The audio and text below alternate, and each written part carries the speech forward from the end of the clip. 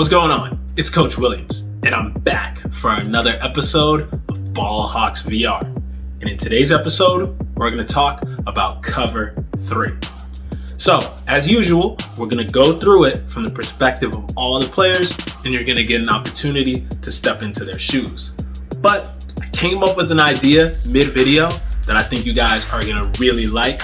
It happens a few minutes into the video, so you got to watch the whole thing all the way through to be able to see it. But without any more delay, let's get started. So here we are in VR. Let's start talking cover 3. All right. So cover 3. The first thing we want to know about cover 3 is it is a middle of the field closed defense, right?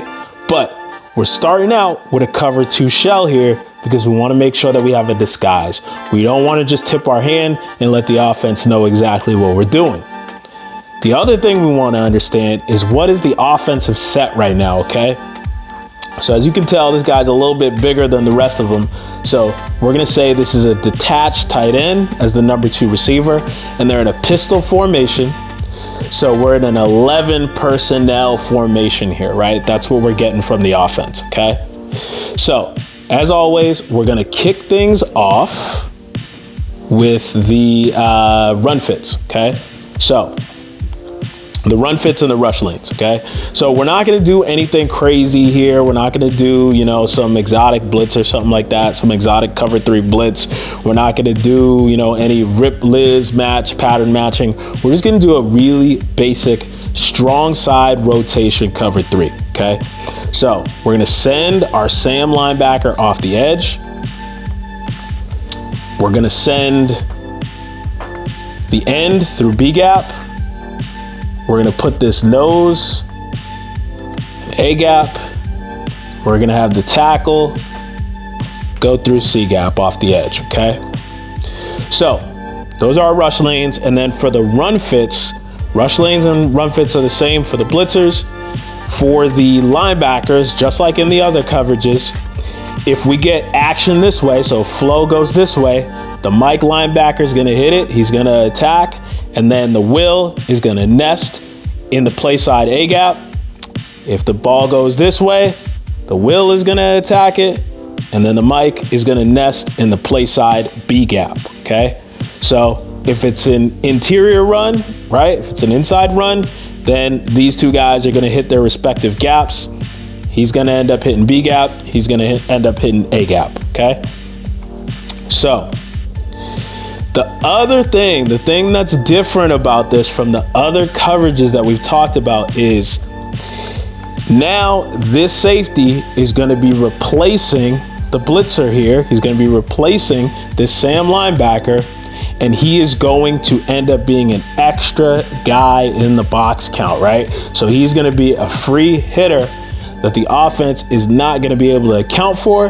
And it's even better when we do it like this from the cover 2 shell, because he's going to creep down on the cadence and end up coming in, and he's not going to be accounted for in the blocking scheme, right? So that's why we do things that way, okay? So now let's start talking about the pass responsibilities. And as always, we're going to start with the underneath defenders, okay? So cover 3, that means we got 3 deep. And then we've got these 4 guys underneath, okay? So we're gonna do something a little bit different today though. We're gonna imagine that this right here is Derwin James. And we all know that Derwin James, he's always got that visor drip. He's always looking fresh in the game. So we gotta get our drip game up, right? So he usually uses the yellow visor. So you can get that yellow visor game going. Yeah, this looks fresh, this looks hot. So now we're stepping into Derwin James's shoes. Let's get rid of this here, right? Stepped into his shoes, right? And so now he is going to end up replacing this Sam linebacker here, and he's going to drop down into the box, right? And in the pass game, his read is going to be from 2 to 1 to 3, okay? 2 to 1 to 3. So he is a seam, curl, flat defender. He wants to reroute number 2, get him out of the seam. Then if 1 ends up curling behind, we want to be in that passing lane. We don't want to let the quarterback have a nice easy throw. And then 3 to the flat, we will rally to 3 to the flat. We're not gonna allow him out leverage us to the sideline, but we're also not going to run downhill and chase him, because that opens up a massive curl window for number 1, okay? And so we're gonna bring him back and we're gonna zoom out here, right? So we can get a little bit better of an understanding of, you know, this defense and why it's important to play it that way, okay? So we'll get into the deep defender's responsibilities in a second here, but if we look now, if it's cover 3, right? So we've got 3 deep defenders, right? That means that the weak areas in the defense end up being these hashes, the seams, right? So a couple yards outside of these hashes, those are the seams of the defense, and we do not want to give up those areas. So that's why it's important, right?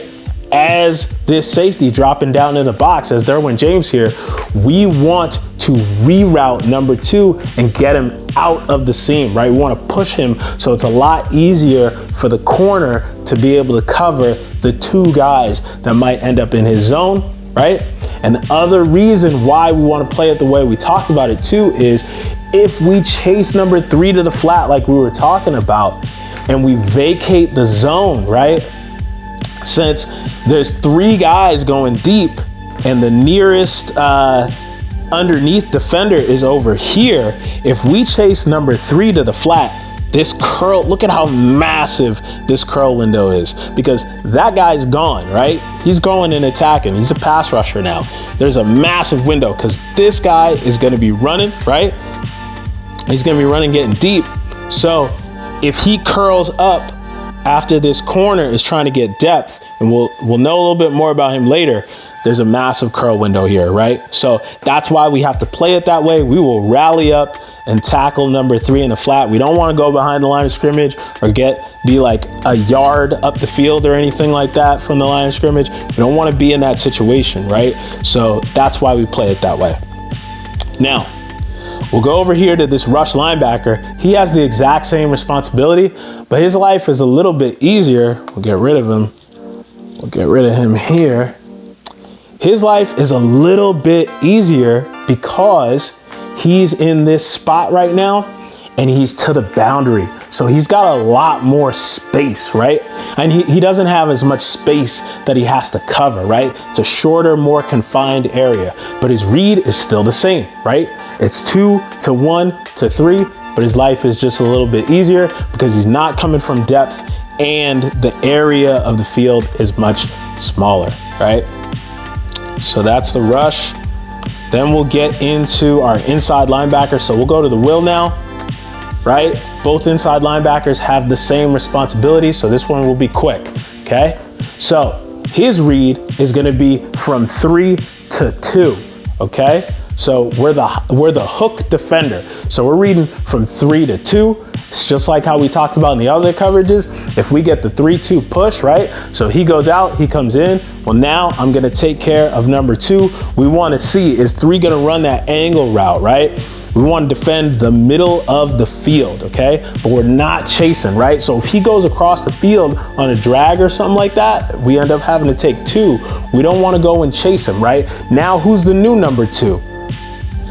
If 1 ends up coming inside, well, then he's the new number 2 if we get the 3-2 push. If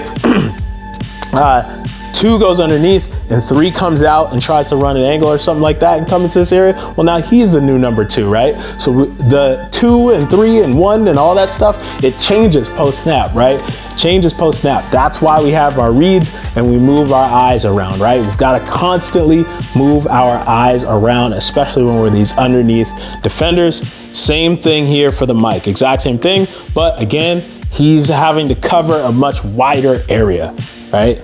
So that is that. And now we'll get into the deep defenders. So the corners, okay? Corner. The corner here is covering his third, right? So he's a deep third defender, okay? So his responsibility is to get deeper than the deepest, okay?